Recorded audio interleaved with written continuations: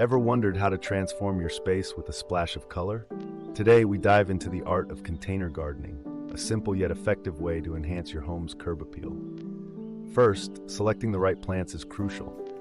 Annuals for color all season, or perennials for lasting beauty.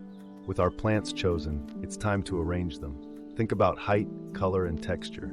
Planting is next. A gentle touch ensures our green friends thrive in their new home. Watering, the lifeline of our garden. Consistency is key to vibrant blooms. Sunlight, the golden thread. Positioning our container to catch those rays is vital.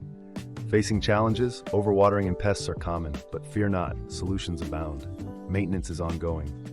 Regular checks keep our garden flourishing. Behold the transformation. Our container garden, now a beacon of beauty and joy.